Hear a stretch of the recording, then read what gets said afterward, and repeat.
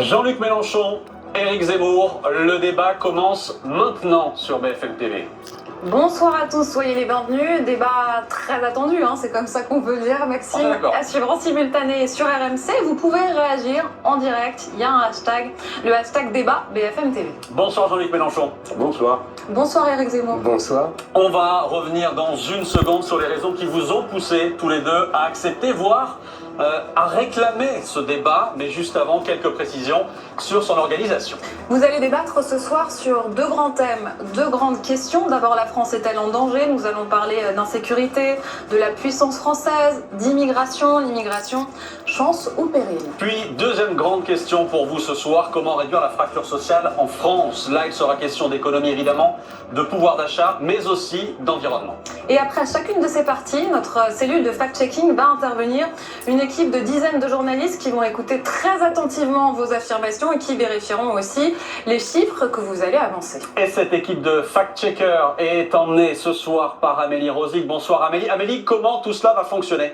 Bonsoir Maxime, bonsoir Aurélie, bonsoir à tous. La rédaction de BFM TV est évidemment mobilisée ce soir pour éclairer le débat et les thèmes qui y seront abordés. Nous sommes 10 journalistes, chacun dans sa spécialité, et nous allons écouter, décortiquer, vérifier les propos des débatteurs et vous livrer nos informations sourcées. Merci Amélie, et à tout à l'heure. Précision importante, vos temps de parole, messieurs, devront être à égalité à la fin de ce débat. On y veillera. Une question en préambule. Éric Zemmour, pourquoi avoir accepté de débattre ce soir avec Jean-Luc Mélenchon ? D'abord parce que je pense que le débat, c'est la démocratie. C'est même la façon d'expurger les violences, la fameuse catharsis. Donc moi, je suis pour le débat. Je pense que c'est comme ça qu'on confronte les idées, qu'on fasse entrechoquer même les idées. La démocratie, c'est ça, même des idées choquantes. Qui doivent s'affronter, qui doivent se confronter. Et puis, pourquoi j'ai accepté ce débat avec Jean-Luc Mélenchon, c'est une autre question, parce que moi, j'ai débattu avec beaucoup de gens, et j'ai proposé même beaucoup de débats. Beaucoup refusent. Par exemple, récemment, une de vos chaînes concurrentes a proposé à M. Barnier de débattre avec moi, qui a refusé, ou à M. Bertrand, ou à Mme Le Pen, tous refusent. Jean-Luc Mélenchon, lui, accepte. Je pense que ce n'est pas un hasard. J'avais réclamé ce débat avec Jean-Luc Mélenchon parce que je pense que lui, comme moi, nous sommes des gens qui aimons l'histoire, qui la connaissons, qui plaçons le débat politique sur la perspective de l'histoire, qui voyons qu'effectivement cette échéance présidentielle n'est pas comme les autres, parce que il en va du destin de la France et de l'avenir de la France, beaucoup plus que d'habitude. C'est pas un enjeu de société, moi je pense que c'est un enjeu de civilisation. Nous sommes au point de bascule, et apparemment Jean-Luc Mélenchon le pense aussi. Simplement, moi, je crains, et lui se félicite de cette bascule démographique et civilisationnelle. Donc pourrons au moins en débattre. On va évidemment parler ce soir. Jean-Luc Mélenchon, pourquoi avoir accepté ce débat et même, j'irai plus loin, l'avoir provoqué? Oui, j'ai souhaité ce débat parce qu'on est à 7 mois d'une élection présidentielle. Je suis candidat. Et les occasions de convaincre doivent être toutes saisies, en particulier lorsque le pays, progressivement, est contaminé par les idées, les perspectives absolument incroyables que développe un homme qui est devenu, dorénavant, le mentor, le penseur de toute la droite et de la droite extrême. Alors, Monsieur Zemmour, bien sûr, je crois que, comme moi, vous ne voudrez pas que ce soir, ce soit un match. Ni guerre de coq, ni perfidie mondaine. Ce doit être une confrontation et un moment de responsabilité, pour vous, pour moi, pour ceux qui nous écoutent. D'autant que, prenons bien la mesure de ce qui va arriver. La France entre dans sa plus terrible crise sociale et financière depuis des décennies. Et comme avec 8 millions de personnes à l'aide alimentaire, 10 millions de pauvres, 6 millions de chômeurs. Seuls les fous croient qu'une situation comme celle-là peut perdurer sans chaos. Ensuite, elle va affronter, comme toute l'humanité, le plus grand défi de la civilisation humaine, qu'est le changement climatique. Et devant ces deux immenses défis, à quoi perd-on son temps à discuter des folies de M. Zemmour? lequel a décidé d'expulser 5 millions de Français musulmans de ce pays. Pourquoi pas 10 pendant que vous y êtes? Parce qu'ils sont 5 et que ce sont des Français. Ah oui, donc vous voyez que vous dites n'importe quoi, vous commencez très mal. Woodpecker, vous parlez pas en même temps que moi. Je ne parle pas en même temps que vous, mais là vous dites des énormités, donc je vous interromps. Non, ce n'est pas une énormité, c'est la situation telle que vous l'avez dit, c'est vous qui avez parlé de réimmigration. Pas du tout. À mes yeux, vous avez changé d'avis? Non, j'ai pas changé d'avis. Je vais vous dire ce que je...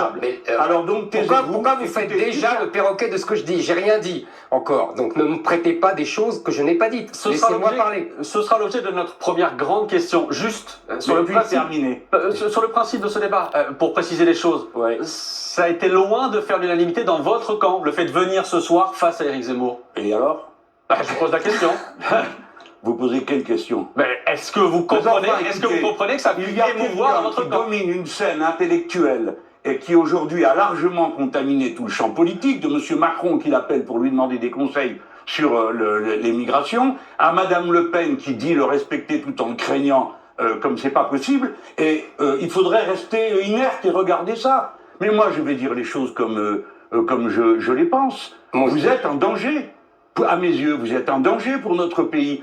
Vous avez une vision rabougrie de la France, vous êtes un raciste, vous avez été condamné pour ça, vous êtes un homme qui professait une vision de la virilité extrêmement curieuse, extrêmement violente, c'est vous qui écrivez que les femmes sont le butin des hommes, vous avez sur les femmes une vision absolument inouïe, vous avez, vous pensez qu'elles ont un cerveau archaïque et qui n'est pas capable de formuler des abstractions. Oh là là. On ira dans le fond tout à l'heure. Oui, vous faites le débat avant le débat. Là. Ah oui, exactement. Et surtout, c'est pas un débat. Pourquoi je veux m'affronter? Et surtout, vous dites n'importe quoi, mais c'est pas que... Vous dites que c'est un danger, Jean-Luc Mélenchon. Si vous m'interrompez, alors vous êtes combien? 3 à m'interrompre. Laissez-moi terminer, vous verrez, ça sera fini assez rapidement. Donc j'ai dit pourquoi? Parce que je le considère comme dangereux, parce que le défi que la France doit relever est important, et que cet homme, à mon avis, joue le rôle historique de la diversion. Il est là pour nous parler de fantasmes, pendant que des problèmes d'une immensité sans précédent viennent au-devant de la patrie. Ce qui surprend, c'est que vous dites que c'est un danger, mais vous avez été amis un moment ensemble. C'est ce qui a surpris aussi beaucoup de téléspectateurs.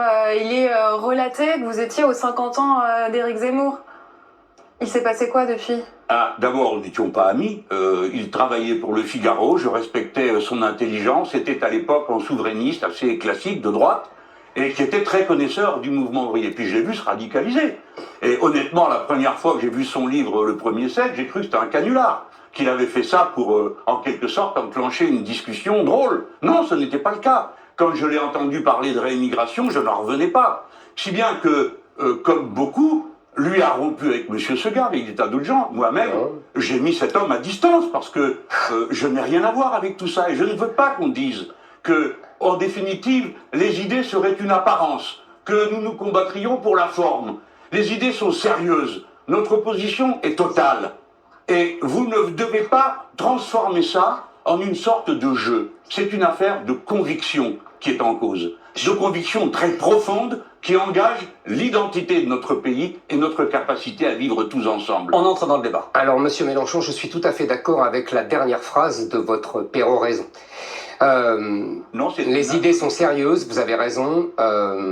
Les idées sont sérieuses car elles engagent la vie de notre nation. J'ai très bien écouté ce que vous venez de dire et votre registre sémantique est intéressant. Vous estimez que je contamine le débat public. C'est-à-dire que je suis comme un virus qui contamine. C'est votre conception de la démocratie, mais ça ne m'étonne pas parce que dans votre camp, depuis 2 siècles, on ne débat pas, on guillotine.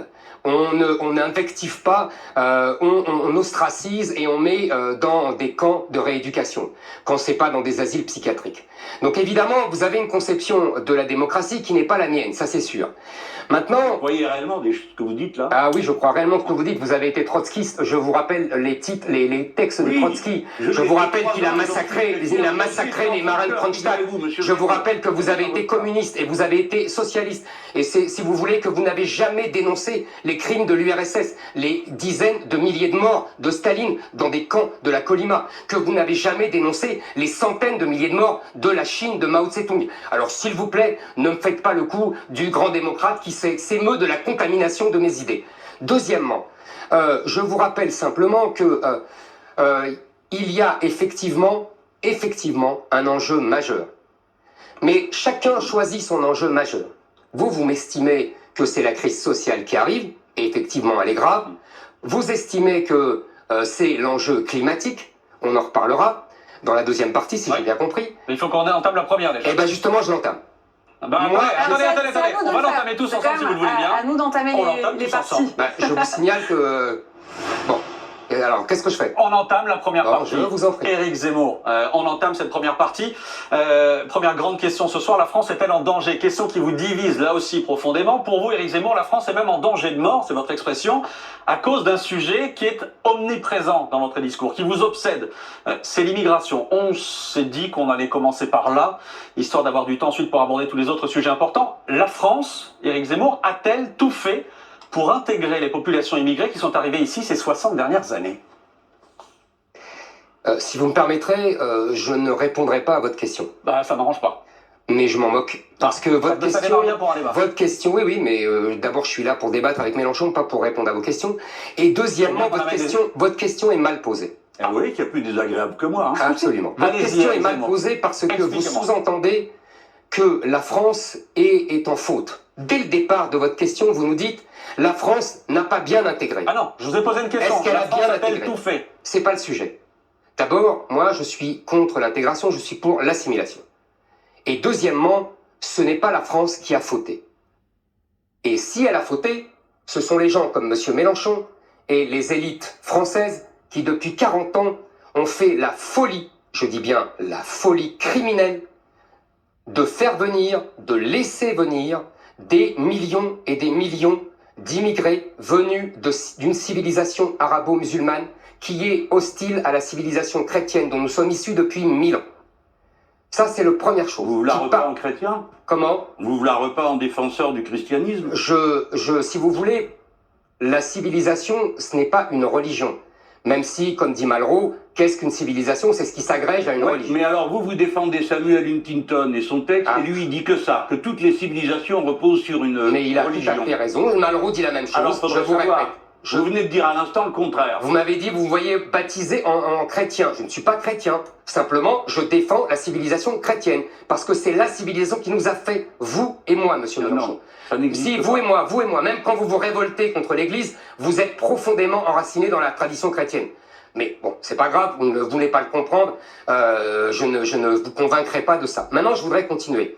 Sur le christianisme, j'ai mes idées, hein, j'ai pas oui, je sais, mais on va en parler si vous voulez, ça me dérange pas du tout. Donc, si vous voulez, nous avons fait venir des millions et des millions de gens qui venaient d'une civilisation étrangère.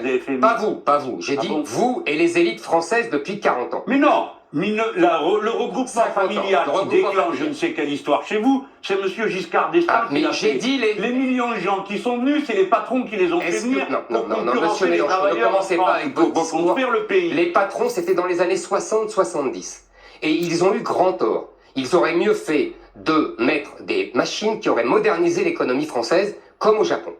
Mais les patrons, c'est fini depuis longtemps. Ou alors, si vous voulez, il y a une politique qui est bien plus large et une facilité qui est bien plus large. C'est-à-dire que nous avons, en vérité, donné les droits de régler la politique d'immigration de la France aux immigrés.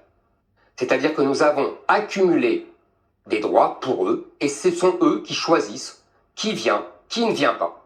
Ce sont eux qui choisissent qui vient, le fils, la fille, la mère, le père, le cousin, la femme, etc. Oui, ce sont des êtres humains qui ont des familles. Oui, monsieur Mélenchon, ce sont des êtres humains qui ont des familles. Non, monsieur Mélenchon. Ils se contentent de travailler et de pâtir. Non, monsieur Mélenchon. D'abord, vous savez, vous partez un peu dans tous les sens. Vous me laissez pas vous partez dans tous les sens. Non. Parce que ce que vous racontez n'est pas vrai. Monsieur Mélenchon, vous savez, allez-y. Puisque vous parlez de travail, est-ce que vous connaissez les chiffres de l'immigration légale depuis plusieurs années?